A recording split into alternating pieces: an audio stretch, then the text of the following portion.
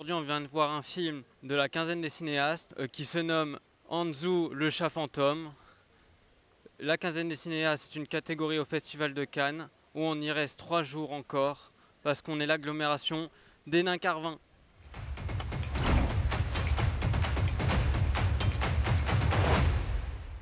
Anzu, le chat fantôme est un film d'animation qui raconte l'histoire d'une petite fille qui s'appelle Karine, qui se fait abandonner par son père chez son grand-père, qui habite dans un temple, où Karine va rencontrer Anzu, le chat fantôme qui se comporte et qui a la même taille qu'un humain. Il y a 2 personnages principaux.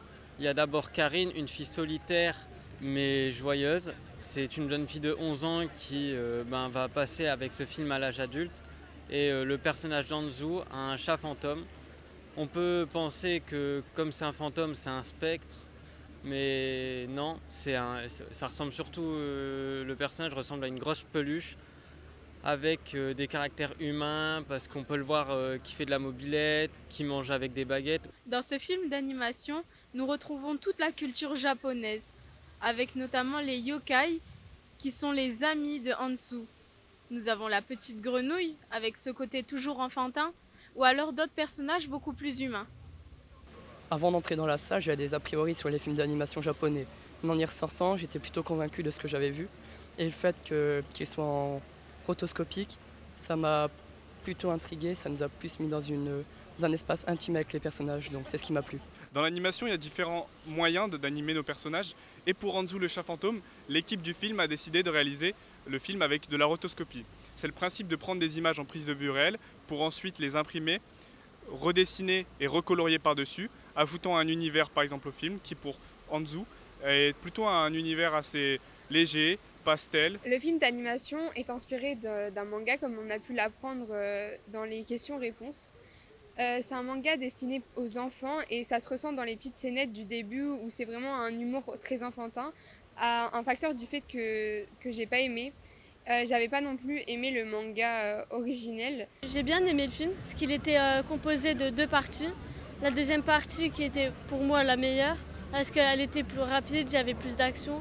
C'était vraiment fait pour les plus adultes, que la première, elle était composée surtout de blagues pour les enfants. C'est vrai que la première partie, c'est un enchaînement de sketchs, de scénettes qui n'ont pas grand chose à voir entre elles, mais ça rappelle un peu la structure de certains mangas.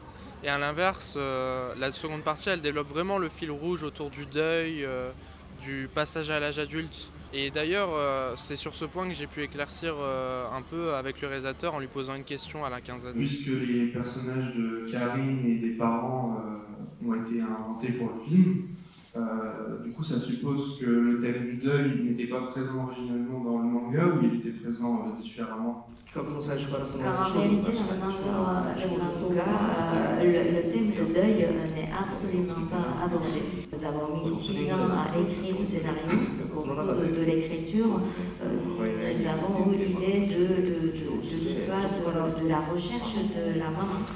Et donc le thème de deuil, de la mort, il est arrivé plus tard. Via la discussion qu'on a eue après la diffusion du film avec les réalisateurs, j'ai pu découvrir ce que c'était la rotoscopie. Et suite à ça, on a pu prendre des photos avec l'équipe du film.